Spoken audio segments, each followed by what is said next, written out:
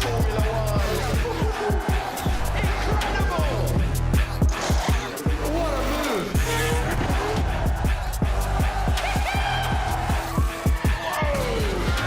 Chaos. And he's done it! It's a moment I will never ever forget.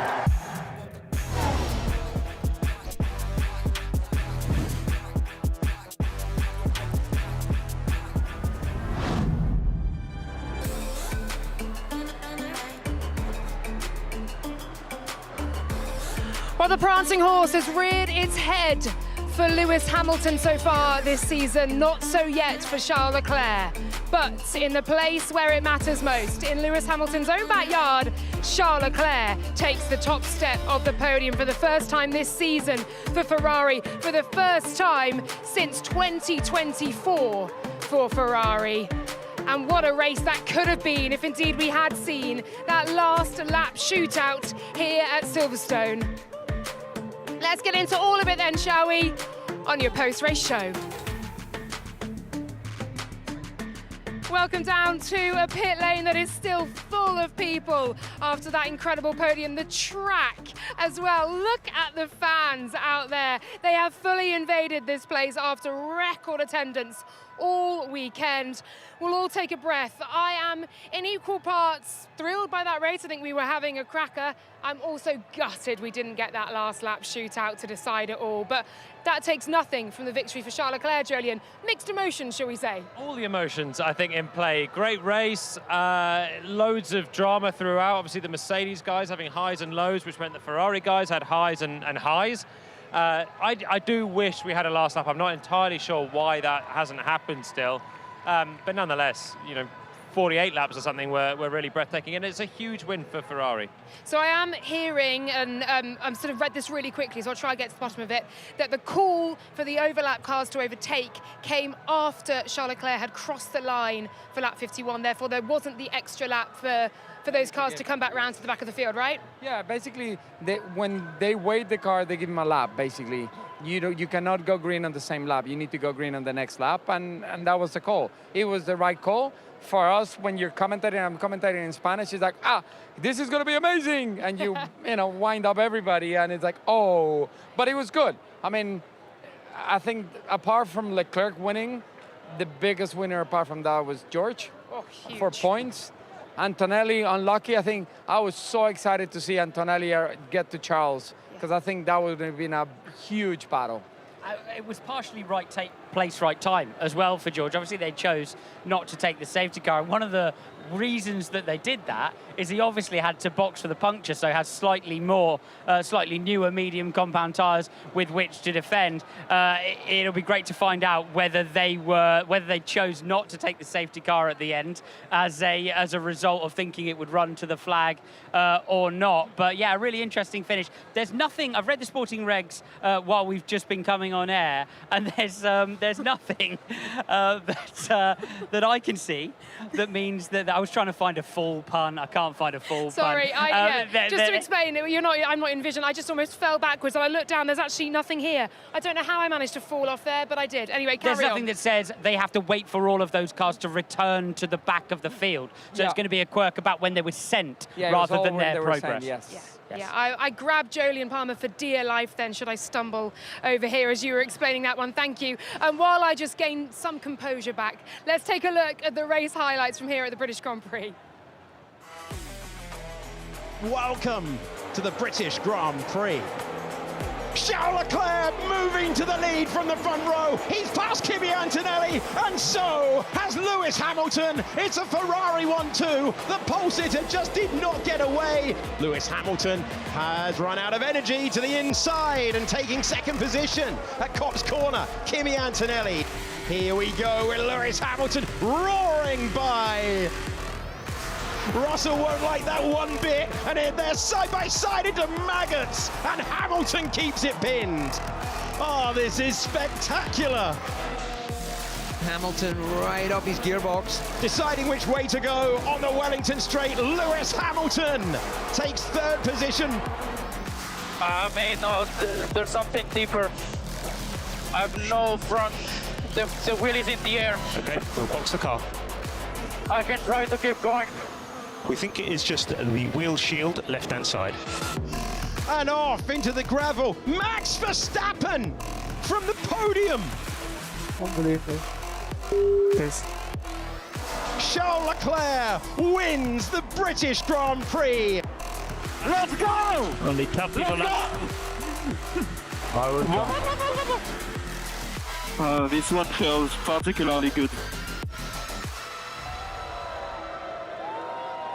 Plenty of Ferrari red out there, a few flashes of neon as well from the Lando Norris stand. I'd imagine some of that Ferrari red may well be for Lewis Hamilton, also on the podium here in his home race. That would have meant so much.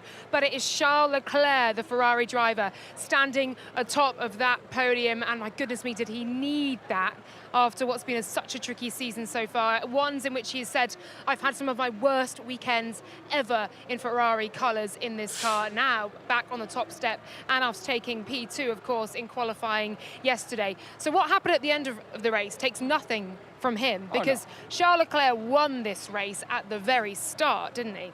Yeah, he got the start. The Ferraris, both of them got a magic start. They did the job. And he had the pace. He really had the pace. You look at him come off the line, and Kimi's initial go was really good, but then he kind of stalled out. So I'm not sure if it was a deployment thing, because up the line was quite good. And from here was, you know what I mean, the race was set, and it became who's got more pace. And, you know, Lewis came in the race and said, I got quite a lot of understeer, sorry guys. So basically, maybe yesterday he had too much rear deck and they changed the car and the pace wasn't there.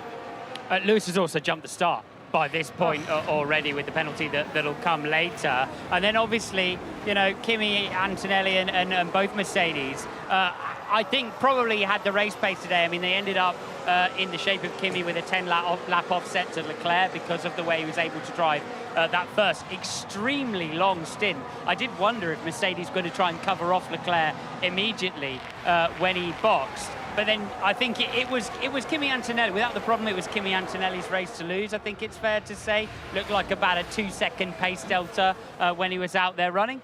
That's the way the cookie crumbles sometimes, and Leclerc put himself in the position to pick up the pieces when Kimi had his problem. Yeah, he really did, and Ferrari called him in at the right time. He kept his pace, albeit Kimi was catching him.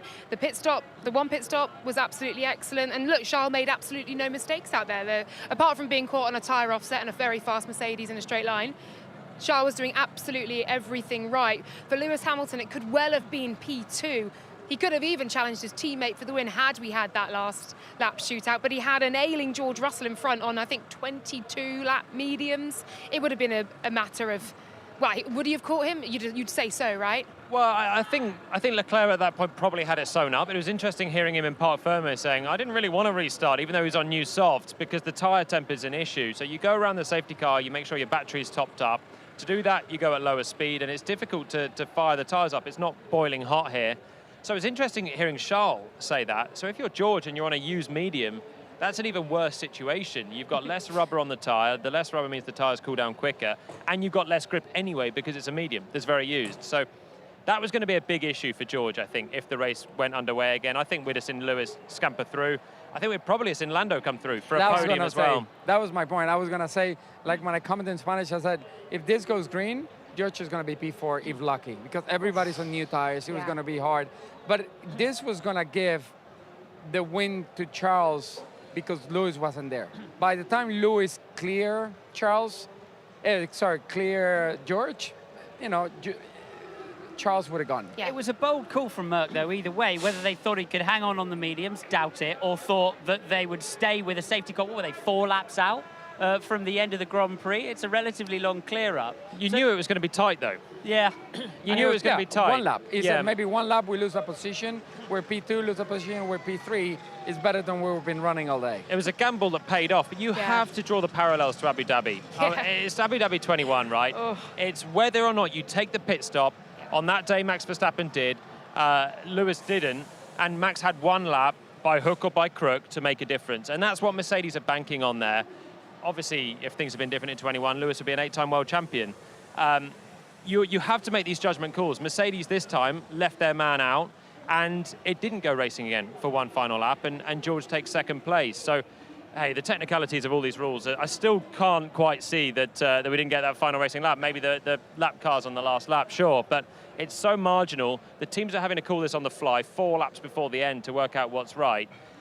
I'm also reminded, though, of Charles Leclerc in 2022, when he was leading, didn't pit for new tyres, they did restart it, and he goes off the podium. So he's got a bit of respite from that. But it's the exact accident that you have, the exact marshals that happen to be down there and how they choose to snatch the car, exactly how long that takes, and then the decision that the race director then makes after that is it's a totally how long's a piece of string decision. Yeah, that is really hard. It's when the stewards, make the decision, the race director, to wave the cars around. The moment they decide to wave around the cars, then you know you're going to go racing. And it's hard because for one side, you want them to do it really quickly, but the other side, you need to wait to clear the accident or whatever you want to call. Right, we are going to hear, though, from boss Toto Wolff, because I'd imagine, although it may have cost Kimi Antonelli a couple of points and him not giving him a crack to get ahead in terms of that 5-second penalty, it gave George Russell a P2 overall today. I caught up with Toto Wolff a little bit earlier on.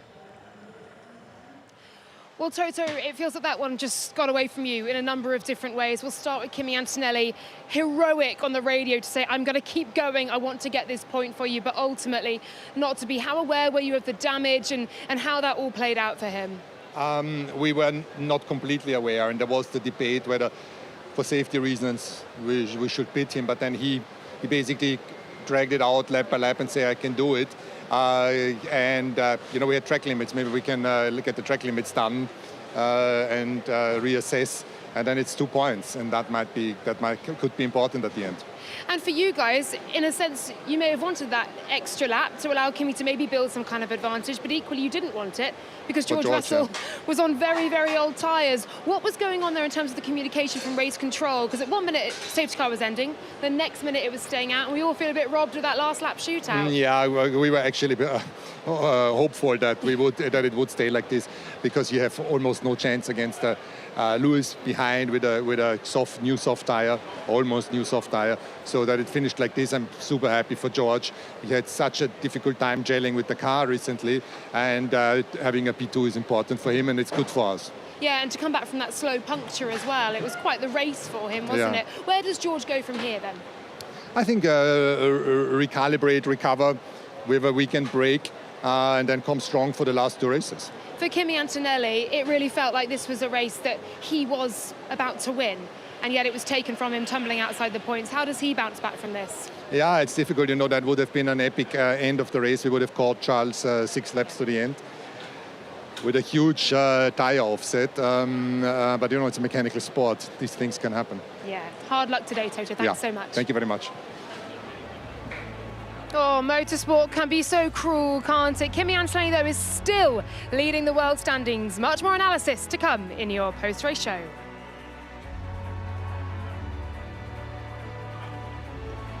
Let's go through the Drivers' Championship after round 9 at the British Grand Prix.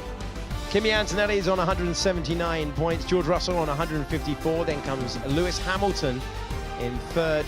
Looked like he was going to climb to second at one point. It's Leclerc now on 108. The order is completed by Norris, Piastri, Verstappen, Hadjar, Gasly, and Liam Lawson completes the top 10. We go to page 2 that begins with Arvid Lindblad once again in the points, and then we have Behrman, Colapinto, Bortoleto, Sainz, Alexander Albon in 16th ahead of Ocon and Alonso. Alonso is the last of the point scorers so far this year. Nico Hülkenberg and Valtteri Bottas are 19th and 20th. Best results putting them in that order ahead of Sergio Perez and Lance Stroll, who completes the standings for the drivers. In the Constructors' Championship, Mercedes continue to lead the way. Ferrari celebrate a 250th Grand Prix win, and they have 255 points. And it's McLaren and Red Bull, Alpine, the beneficiary of a little bit of bad luck for others. And then it's Racing Bulls, Haas, Williams, Audi with more points today, Aston Martin and Cadillac. There's a brilliant shot of the thousands of fans that have made their way back in, and there's still loads on the pit straight. Plenty to reflect on. Let's go back to Laura. Welcome back down to the pit lane, and those fans behind us that have invaded this track are still in fine voice. We did have 2 Brits on the podium, not one on the top step though. Well, the safety car will rumble on, won't it? Whether it should or could have come in or not, but the wording is that no, it shouldn't. We didn't have the extra lap. We've since heard from the FIA that the safety car is ending message, which got us all incredibly excited, was actually due to a software error, hence why it was then reinstated and stayed out. We could hear your disappointment. I was in the comm box next to you actually listening. I'd hear it through the wall, Jolyon. I think they could have seen that coming, to be honest. Obviously by seconds they've missed it, so they're on to the last lap. We all could see the lap count ticking down. They had a chance to red flag it. We've seen a few of those, so we either finish under green, which is always the way that we want to do it. You've got a massive packed out circuit here, record attendance. You don't want to finish under safety car. But anyway, they've obviously seen what's happened. They've done it according to the rules. Yeah, so. And they will learn. You know what I mean? This is the thing is, you have the rules. The big question that you brought right now is the best one. Why they didn't red flag it if they knew they couldn't go long enough? And they let the lap cars go, so they obviously thought initially it was going to go. Yes. And then they realised their mistake. With all of this stuff, though, I mean, when you look at the review of it, you've got to work from the audience backwards, haven't you? You know, you're letting cars by that aren't necessarily for points-paying positions, and it would have been great for the audience here, everywhere, watching, to see a last lap shootout for the British Grand Prix. So maybe a review. I don't think it would have been great for George Russell. I think he's quite happy right now that, as we said, Mercedes made the gamble, track position versus fresh tyres. They gambled on getting George up to P2 in track position. He stands on the podium at the British Grand Prix for the first time in his life. He makes a dent into those championship standings as well. Let's hear from him. Well, George, considering where you were at some phase of that race, I imagine P2 at the end of that is actually fine reward for the efforts you've put in, at least. I mean, after the slow puncher and pitting and going down to P7, if you told me I'm going to come home in second, I'd have been like, there's no way. You know, like I wouldn't have even been able to comprehend how those events would have unfolded. I think P3 was probably a deserving result behind Kimi and Charles. Obviously, I was ahead of Lewis. I was fighting with Max. You know, Max is a tough competitor. I think I would have passed him at one point. But then, yeah, standing here P2. You have to take these kind of good days where they happen, or the luck, don't you? Because you haven't always had the luck so far this year. No. And it's important in the championship fight, isn't it? No, it really is. It's important just to keep on fighting, but the truth is there's been a lot of things this weekend we don't really understand. You have straight line speed issues yesterday and on Friday. I think it was better today, but the performance wasn't good enough. And if I'm being brutally honest, I'm not going to fight for a championship if the performances continue like that. So I'm not coming away from this weekend satisfied. I'll take the result. I was probably more satisfied leaving Canada when I broke down from the lead than I am today standing P2, just because I probably deserve the win in Canada, and today I didn't deserve to stand where I stood. Makes sense. Thank you, George. I've said it before this weekend, motorsport giveth and taketh away. And that is true for George Russell there. And you made a fair assessment to say, look, I could have had those 25, 18 points from Canada. I didn't. I get 18 points today over teammate Kimi Antonelli. But he was very clear in saying, if I continue with the performances that I'm putting in each weekend, I may have been given these 18 points today by luck and by a gamble. But if he continues in the way he is driving, he will not be fighting for a world title. It's a fair assessment, though. Where does he go from here? Because this isn't the answer.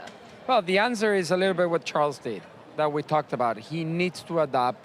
He needs to, I think he focused so much on Antonelli's, and this is me assuming, he really wants to beat Kimi. I think he needs to look more himself and understand why he cannot do it. What's the car not allowing him to do, and figure out how to adjust the car to be able to do it. But are we seeing, guys, one of the most reliability affected World Championships from recent times? You know, when you look at the point swings between those two, pretty much all of the large ones through the early phases of the year has seen one or other of them parked up in the pits or on the side of the road. 31 points difference today. Is 25 points George is off the lead, is Kimi still out front. That could have easily been Antonelli wins the race. For me, he wins it easily, actually, Yeah. if he doesn't have the issue. He would have caught Charles and he would have passed him, slam dunk. And I think George was looking at fourth, whether he passes Max and Lewis clears him or whichever way around. You have to say fourth was probably where he deserved to be today. His pace isn't good enough. We spoke about it at the start of the weekend. It's no better today than it was in recent races. He has to sort it. He's obviously keen to show that a lot of it's in the straight line. Toto Wolff absolutely said, no, it's not in the race, I'm afraid. Which means it's in the corners, which means it's up to the driver to make the difference there. He has to figure it out. This is not the best of George Russell. He's very aware of it. He needs to be better if he's going to win the championship, because even on these weekends, he's taking points out of Kimi, but Kimi looks like the champion-elect still. Yeah, something that I notice a lot is George in sector 1 is where he was losing most of the lap time, and his speed was low. Like most of his laps, when he was close, he was 3-4 Ks down on Antonelli. On some laps, he was over 10 Ks slower. So there might be some deployment issues out of turn 3 or 4. The team told us they were trying to work with Russell's driving style to figure out the deployment across the 3 sectors. Definitely, Bradley Lord told me that earlier on in the weekend. But I think the real problem for Russell is that Antonelli punishes him every time he's off the pace, because he's so consistent, both with qualifying laps and with race pace. There have been flashes, right? So George has been there on pace on occasion. Antonelli just, doesn't get off the line today, but it's every single race run, it's every single qualifying lap. He's just lightning fast. And he can pass. He misses the start, and he can go by Lewis, and he's catching, and we know he was going to, if he gets to Charles, he would have had a go at Charles.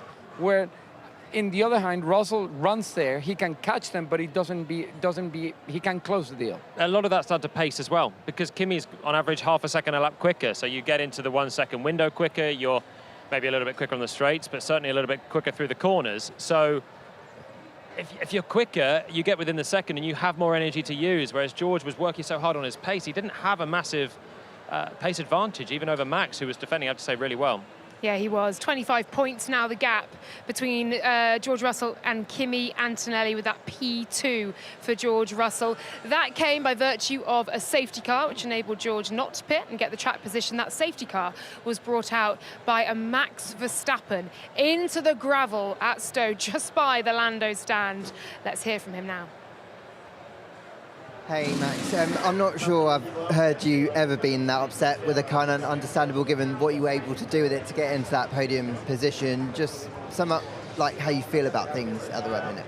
Yeah, it's the same problem again like in qualifying in Austria. You know, when the rear wing doesn't close fully, you lose a lot of downforce and you spin off the track. So yeah, one time okay, but 2 times it's becoming dangerous for myself. And obviously don't want that. So where do you go from here? Because you're driving next level. So where do you go from here, personally? I don't know. I mean,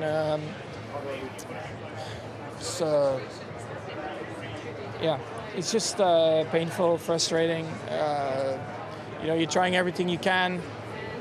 Yesterday, of course, you already, I mean, the whole weekend I'm not happy with the car balance. I'm down on top speed on my side of the garage. Same again today in the race. If it was up to me, I would have started from the pit lane.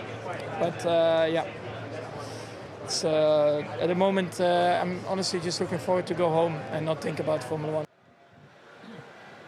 That is a very, very unhappy Max Verstappen. That's a Max Verstappen using his time in the pen there to make very, very clear statements, alluding to his future within the sport. You have to question. He's saying how dangerous things are. He's saying, I would have gone against the team and put myself in the pit lane and made changes to the car. What did you make of that, Jolyon Palmer? Yeah, he doesn't mix his words, does he? It's a tough weekend. I have to say, I think he drove really well in the race. He's still talking about a top speed deficit, so that was something that was clear to see in qualifying. Yet he's done a great job to be up in 3rd place, looking like he's going to take a podium, which it does kind of justify Red Bull's decision not to put him in the pit lane to start the race, because he's been competitive enough to actually take advantage and get the 3rd place finish had he not had the issue. The problem is that issue is a horrible issue. The rear wing, so you've got active aero, front wing, rear wing, opens on the straights, shuts for the corners. In Austrian qualifying, it looks like it's shut, but the attachment is not perfect for him. And here you can see the way he turns in, feels there's no rear grip. That's there, fights it, but then you have to keep turning in, otherwise you're going to just go forwards into the gravel. So he knows the rear's not there on the initial turn-in. The rear wing has not attached itself properly. It was a new part for Austria. It's not at its optimum in terms of the consistency, the reliability of it. They're putting it on the car because it's quick. But for the second time in 2 weeks, he finds himself at high speed, spinning out. And same car. Both, twice has been on Max's side that is harsh. You know what I mean? It's the reality of the sport. You know what I mean? It's hard because you're asking Red Bull to bring a lighter car, a faster car, bring everything, and they're bringing as many upgrades as possible to make that car very competitive. And you're gonna have issues like that. Do you prefer a slow, reliable car, or you want a fast, unreliable car? I'll take the unreliable car. I mean, it's clear that teams are on the ragged edge of development, right? Look what happened to Antonelli today. Right, you've got bits falling off. Normally the team's towards the rear of the field, but all over the place as they battle for weight, as they battle for rigidity, etc. The problem that Verstappen's got is that if he's going to undercut the field for some track position like he did today and then keep swimming at the front, which I agree he did brilliantly, his driving style is one of confident attack in those high-speed corners. And if he gets down there, and just the car's just going to let go randomly. I mean, he's not even on that much of an old tyre there. He's going to let go randomly in the middle of extremely high-speed corners. Eventually, the pace will fall away because he just has to take a margin. Yeah, where does Max Verstappen, where do Red Bull go from here? They're the questions, aren't they?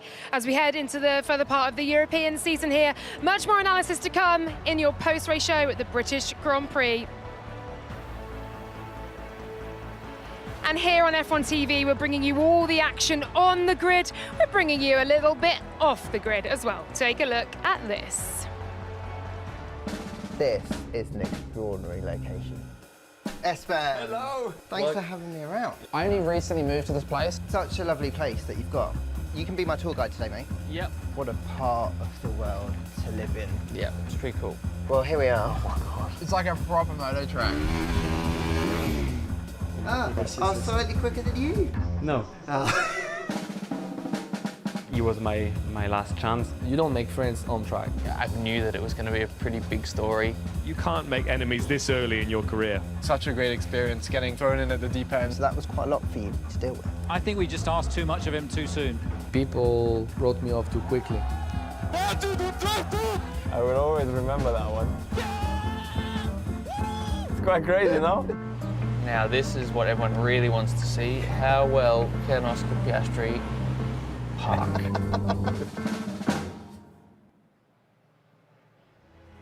That looks a lot of fun, Lawrence Barretto, I must say. All of that and much more available on F1 TV. Scan that QR code now to register and watch. We've got the cool-down room, Jolyon Palmer's analysis, chasing the dream following F2, tech talk, and all the Porsche action as well. So much for you to enjoy from this season, last year, and many years gone by on F1 TV.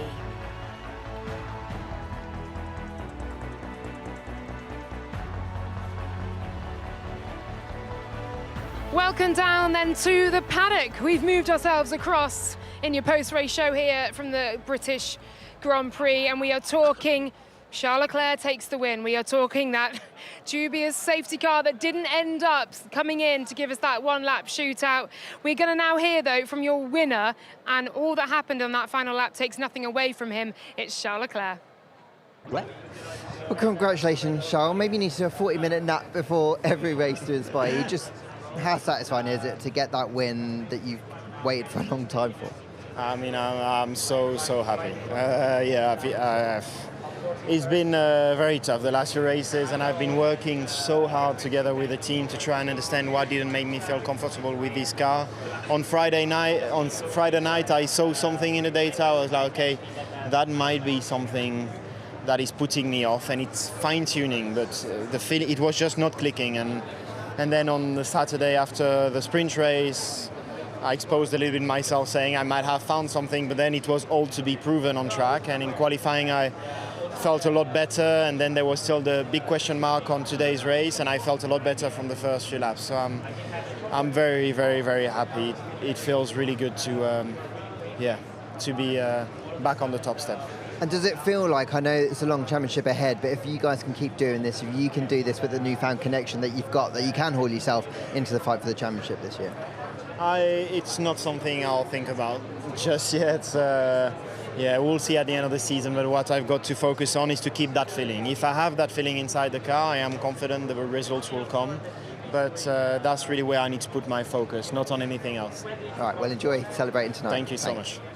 A happy Charles Leclerc after some of the worst weekends he's seen in Ferrari colours so far this season. He seems to have found something, unlocked a little something extra in that car. Question is that something he's unlocked here on this race day in qualifying yesterday? Is it something he's unlocked longer term, looking ahead to tracks like Spa, Hungary into the summer break, guys?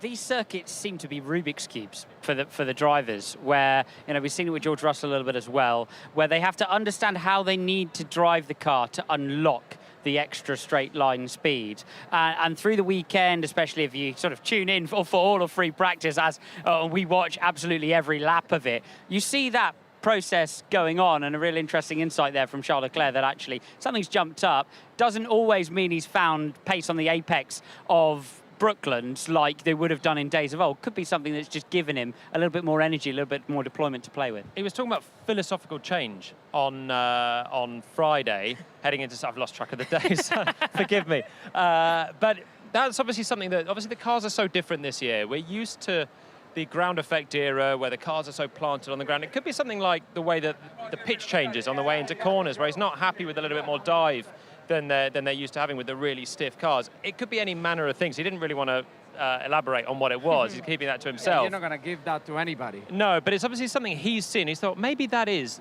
the one little nugget that's stopping me attack this corner as I wanted to do. He talks about the brakes a lot.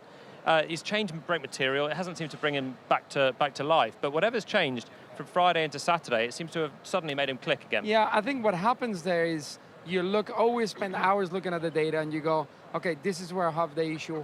How can we stop it? And if they finally go, oh, look, this is maybe it could be the diff is opening too much here, or the migration is too high here. How come, you know what I mean? And once you figure that out and you work around the problem, you try it and you go, oh, that was it. And the problem is now they can translate that to every track. And that confidence, a little bit what we saw with Lewis. We see Lewis every week is there now. And if we're going to see Charles there every week, this championship is going to get really exciting. Yeah, it really is, isn't it? And we'll move on to Lewis Hamilton. And before we hear from him, I just want to ask you guys, he may well give the answer and make you all look foolish, sorry.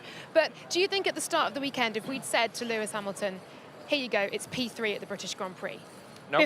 You think he wouldn't have taken that? He wouldn't have been happy with that? I know he wouldn't have taken P3 in qualifying because I asked him yesterday. Yeah, so I can expect that he wouldn't take P3 in the race either. But expecting that deficit they were expecting, I think they were probably surprising themselves with their pace. Do you see what I'm getting at? I don't know. I wonder if they came into the weekend quietly confident, knowing that the ADUO upgrade they had would be slightly more effective here. It's always cards close to the chest, isn't it? You know, we've watched Lewis Hamilton race for years. If you ask him anything other than first, he'll say, I don't want it, especially at the British Grand Prix, especially having taken sprint race pole. I think he'd have been happy with the competitiveness of the car generally. I don't know, third place, especially when you see your teammate win on your home soil. You've been banging that drum all weekend. It's great to take a win from underneath your teammate. Hard. The hard thing for Lewis is you take the sprint pole and you're there. You have really good pace and you assume Antonelli has a little bit pace. How much to adjust the car for the next qualifying? That's the hard thing. Where George was behind, where Charles was behind, he'll adjust the car a lot. Where Lewis might go, we might need a tingle only, and I think that's the hard decision, and maybe that's what fell off a little bit of the pace. And he had that 5-second penalty for the false start as well. Let's hear from Lewis Hamilton. Hey Lewis, obviously great race from a performance perspective. You gave everything out there again. Just what's the emotion, not getting the chance to maybe finish that race and the inspired decision to pit and not having that chance go your ways? What's the emotion right now? Not too much really. Overall, I think about mostly my performance. Big congrats to Charles, but just on my side, we took too much wing out, had massive understeer through the first stint, had a jump start, just one thing after the other. But even so, another weekend where you are fighting at the front, and even when it wasn't so clear, you're still in the top three. So the rest of the season's a long one. Is it good that you're at least in the mix again? Yeah, definitely. I think lots of lessons to learn from today. But yeah, we'll move on.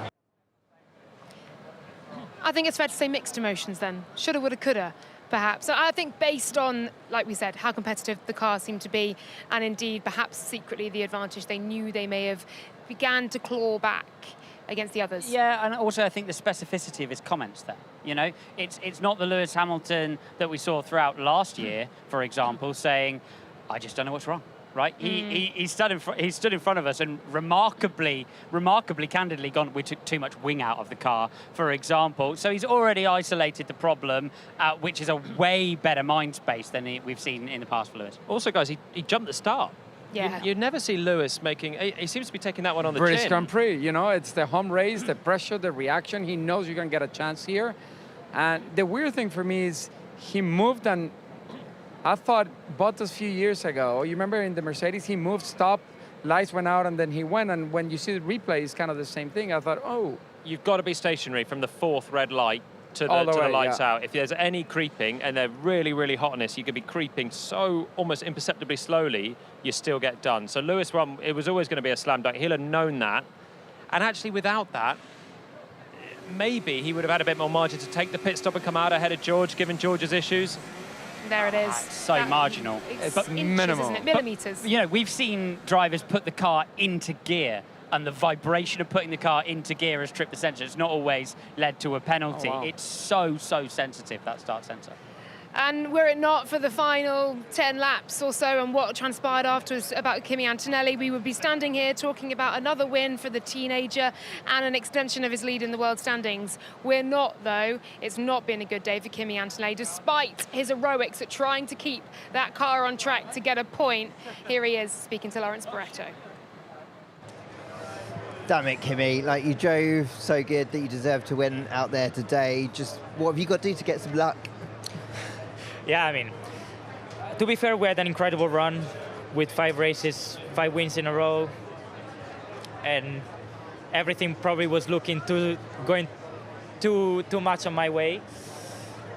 And then we had 2 DNF in 3 races, and obviously it's tough to swallow because, you know, Barcelona was running P2. Here I was going for the, for the win. I think we had a real shot, and I was within striking distance. So just it's a shame that I didn't even have the chance to try. But it's what it is. It went this way, and the most important is that we bounce back stronger. What is going through your mind in those laps where you know something's wrong, you want to stick out there, don't you, and try and fight to maybe salvage a point or two, but you kind of know that maybe it's just not going to happen or it might not last? What's going through your mind? It was... I couldn't believe, because it was going from bad to worse. When I went out after the last stop, the car was kind of drivable. Still, I was missing so much downforce, but still I think P10 was very achievable. Despite the penalty, I was pulling away, and I think I would have had the gap that was required. But then the safety car came, and I knew it was over. What ifs for Kimi Antonelli, and look, 2 DNFs in 3 races, as he's just said.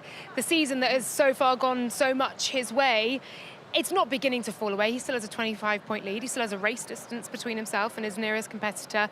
But he will be gutted from today, because that is a surefire race win taken. Yeah, but he's actually taken it pretty well, I think. He was, upbeat. We've already heard George mention that he actually would felt better at the end of Canada than he does now, in a way, because he had better pace in Canada. Now, Kimi's had even better pace today than George had in Canada. You know, he was dominant, really. Was going to win that race, I'm sure. So he at least will swallow the bad luck. You hope at some point it's going to turn around. It's already gone away from George to him. And even in this race, it flopped around. But the main thing is, his performance is just week in, week out, lap on lap, incredible. And he can know that heading into the next race. Yeah, he's like everywhere we go, street course, high speed, low speed, whatever, he's there. And he's the guy to beat, and it's really incredible. For me, it's something that is a really good point from Mercedes is they need to look at the track limits. Because if you do a track limit and you actually lose time by going wide, you shouldn't really count as a track limit. There should be a rule that says, if you miss a track and you gain an advantage, it should count as a track limit. But if your car fails and you end up with penalties because your car failed, it shouldn't really be a penalty. It's been hard and fast for a while, but it used to be if you get forced off by another driver, even that counts for track limits. Do you remember in Austin last year, we had Lando who was in big battle with Charles Leclerc, and was forced off, and he had to be careful in the end. And he was like, this isn't fair because we're wheel-to-wheel racing. There's no gain here. He's backing off behind. They've got rid of that. And I think for me, the way that Antonelli was going off, it was corners like Stowe where he can't turn, or Beckett. You're going over track limits, sure, but there's not a chicane. You're not straight lining anything. You're actually going way slower. It's different to when Leclerc was just straight lining chicanes in the end of Miami. So I think they have a case to appeal it. Yeah, tough one to take today then for Kimi Antonelli. A test of his mentality, perhaps, as he bids for his first world title. We'll be looking ahead to Spa in just a moment. It is one of Formula One's fabled venues. Welcome to Belgium. And for Formula One, it's race on! Look at the speed, listen to the speed! Who's got the bravery through Eau Rouge? Oh, it's super close between the two of them! Piastri on the attack to the race lead! One of the great challenges in all of racing. Oscar Piastri wins the Belgian Grand Prix! Well, that was last year. It's one of the great tracks, isn't it? But my goodness, doesn't that McLaren supremacy feel a long time ago? Here is how things line up then for our weekend at the Belgian Grand Prix coming next. Weekend warm-up coming to you at 4:30. Free practice 1 building up to that one at 1:10. Free practice 2 at 4:10. Make sure you join us for all that build-up. And then Saturday, FP3, 12:10 for the third hour of practice and pre-qualifying show, 3:25 p.m. local time in Belgium. Qualifying starts at 4 p.m. The post-quali show with all of the reaction just afterwards. And then Sunday, race day, 10 to 2 for your pre-race show. A 3 p.m. start for the Belgian Grand Prix. And the post-race show straight after the podium. And there is an Ed Sheeran F1 Unlock competition for you to enjoy in the next few days. Make sure you enter that to win a VIP F1 experience in Austin to see Ed Sheeran live. Scan that QR code right now. You don't want to miss that one. That sounds very fun indeed.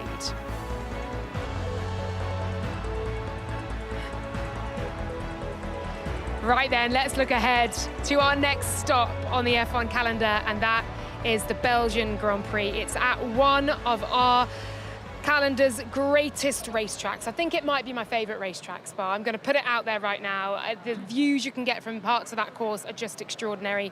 It is an ultimate test, isn't it?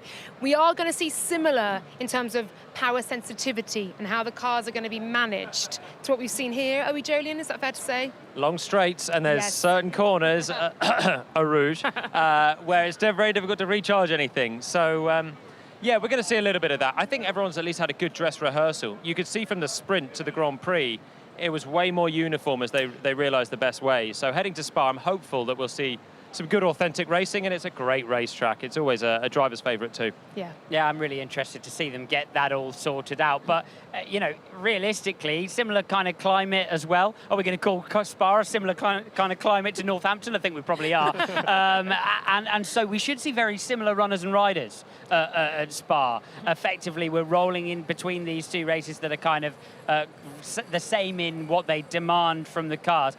But what a great place to go racing. What an iconic racetrack. I think this European heat wave, Pablo's looking at me going, this is not hot. This is a cool autumnal day. Yes, I'm for us looking Brits. at this. You guys going, oh, this is so hot. I'm going, where? It's like, where's my hoodie? It was a bit hotter last weekend, but this European heat that we've had is due to last at least until next week. It may well last till Spa. It will now probably pour with rain. It's always going to rain. I've never been to Spa and it not rain, by the way. Exactly. So. At some point it will rain, and it's going to bring, I think, an amazing racing. It's going to be interesting because here we had a race, as Julian said, and people will deploy completely different things, and then they figure out what it is. Now we're going to go straight into a race they're going to have plenty of practice, but you're going to end up with people with different strategies. You could easily get a similar situation as well at Spa with it being very hard on the cars.